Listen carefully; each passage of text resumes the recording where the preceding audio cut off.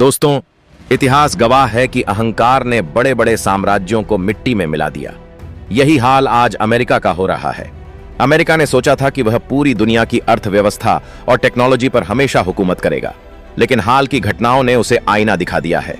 दुनिया की सबसे बड़ी चिप कंपनी एनवीडिया का नाम तो आपने सुना ही होगा, जो कहीं और की नहीं बल्कि अमेरिका की कंपनी है।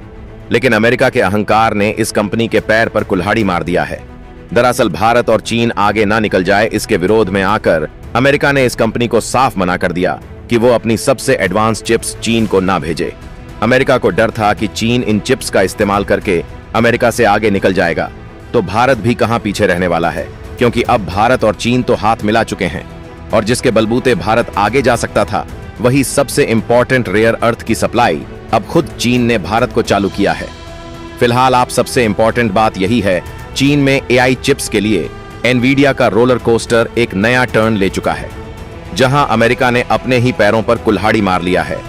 यही नहीं बल्कि अमेरिका ने अपने पैर पर कुल्हाड़ी तो जरूर मारी है, लेकिन एनवीडिया का भी इसमें अमेरिका के उल्टे सीधे फैसलों से नुकसान हो रहा है। इसलिए दोनों के बीच एक बड़ी बहस छिड़ चुकी है। तो चलिए इस पूरी डेवलपमेंट को समझते हैं कि भारत भी इस मामले में कहां खड़ा है। लेकिन आगे बढ़ने से पहले इस वीडियो को लाइक करके बीके न्यूज चैनल को सब्सक्राइब जरूर कर दीजिए। वह कहते हैं ना कि दूसरे को फायदा ना हो जाए, यही रोकने के चक्कर में खुद का भी बड़ा नुकसान करना पड़ता है। और एक बार फिर से अमेरिका ने भारत और चीन को रोकने के चक्कर में अपने एक बड़े नुकसान की कुर्बानी दे दिया है। और यह नुकसान कोई छोटा मोटा नहीं है, बल्कि इतना बड़ा नुकसान है कि इसकी भरपाई करने में अमेरिका को ना जाने क्या क्या करना पड़ सकता है। असल में हुआ यह कि भारत और चीन आगे ना निकल जाए। इसके विरोध में आकर अमेरिका ने एनवीडिया कंपनी को साफ मना कर दिया कि वह अपनी सबसे एडवांस चिप्स चीन को ना बेचे। लेकिन दोस्तों, कहानी यहीं से पलटी। एनवीडिया ने एक और नई चिप बनाई, H20 चिप। चीन की एडवांस कंपनियां जैसे डीप सीक इसे खरीदने के लिए तैयार थीं। एनवीडिया ने अरबों डॉलर इसमें झोंक दिए थे। लेकिन तभी अमेरिका के कॉमर्स मंत्री हावर्ड लुटनिक ने टीवी इंटरव्यू में कह डाला कि हम चीन को अपना सबसे अच्छा सामान नहीं बेचेंगे, दूसरा भी नहीं, यहां तक कि तीसरा भी नहीं। और बस चीन ने दो टूक कह दिया, हमें तुम्हारी चिप की जरूरत नहीं। राष्ट्रपति शी जिनपिंग ने अपनी कंपनियों को आदेश दिया कि अपनी खुद की एडवांस चिप बनाओ और इस्तेमाल करो। अब बताइए किसका नुकसान हुआ? जवाब है चीन का नहीं। तो क्या भारत का? तो बिल्कुल नहीं। असली झटका तो अमेरिका की कंपनी एनवीडिया को लगा। उसके शेयर धड़ाम हो गए और निवेशकों को अरबों डॉलर का नुकसान उठाना पड़ा। दोस्तों, यही तो फर्क है भारत और अमेरिका में। अमेरिका हर जगह रोक टोक करके धमकी देकर बाजार पर काबू पाना चाहता है, जबकि भारत दुनिया का भरोसा जीतकर टेक्नोलॉजी और मार्केट्स का स्वाभाविक केंद्र बन रहा है।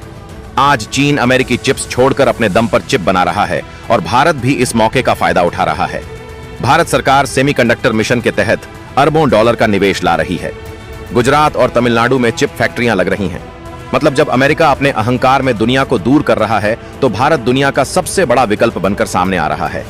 अब सवाल उठता है, अमेरिका ने टैरिफ और पाबंदियों का खेल क्यों शुरू किया? दोस्तों, ट्रंप का दावा था कि इससे अमेरिका की अर्थव्यवस्था मजबूत होगी, लेकिन हुआ उल्टा। कंपनियां बर्बाद हो रही हैं, डॉलर कमजोर हो रहा है और बाजार में बेरोजगारी का तूफान उठ चुका है। यानी अहंकार का नतीजा वही निकला, अमेरिका खुद खाई में जा गिरा, जबकि भारत, चीन और बाकी देश अपनी अपनी राह पर आगे बढ़ रहे हैं। दोस्तों, अब बात करते हैं उस जगह की जहां अमेरिका को सबसे बड़ी चोट लगी, जो है अमेरिकी डॉलर। साल 2025 की शुरुआत में डॉलर इंडेक्स 129 पॉइंट्स पर था, लेकिन जून आते आते यह सिर्फ 120 पॉइंट्स पर लुढ़क गया। यानी कि 1970 के दशक के बाद डॉलर की सबसे बड़ी गिरावट। अब सोचिए, यह वही डॉलर है जिसे कभी दुनिया का बादशाह कहा जाता था। लेकिन अब हालत यह है कि निवेशक डॉलर में भरोसा खो रहे हैं। लोग अमेरिकी संपत्तियों को बेच रहे हैं और विदेशी मुद्राओं को अपना रहे हैं। वजह साफ है, ट्रंप की टैरिफ पॉलिसी। उन्होंने सोचा था कि ऊंचे टैक्स लगाकर इंपोर्ट घटेगा और घरेलू कारोबार मजबूत होंगे, लेकिन हकीकत उल्टी निकली। अमेरिका अब भी भारी इंपोर्ट कर रहा है। बस फर्क इतना है कि कंपनियां महंगे कच्चे माल की वजह से घाटे में जा रही हैं, और सबसे बड़ा झटका यह कि लोगों की नौकरियां जा रही हैं। अब जरा यहां भारत से तुलना कीजिए। जहां अमेरिका की अर्थव्यवस्था डगमगा रही है, वहीं भारत का फॉरेन एक्सचेंज रिजर्व 700 अरब डॉलर से ऊपर चला गया है।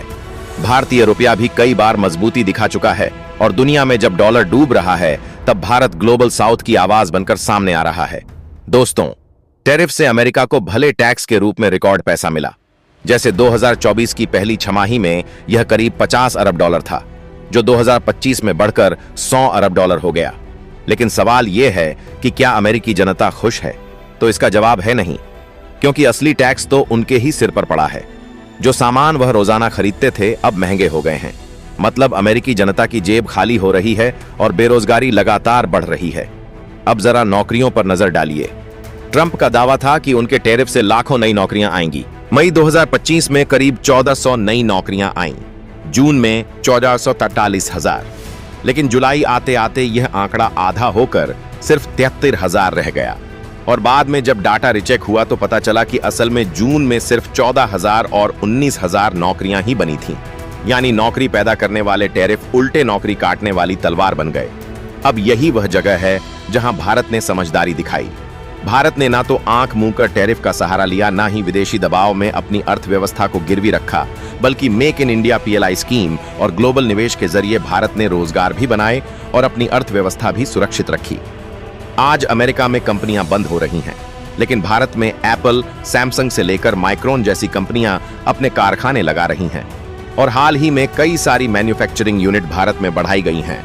यानी ट्रंप के टैरिफ जहां अमेरिका की नौकरी खा रहे हैं, वहीं वो नौकरियां भारत की झोली में गिर रही हैं। दोस्तों, यह पहली बार नहीं है कि अमेरिकी टैरिफ पॉलिसी ने खुद अमेरिका की ही कमर तोड़ी हो।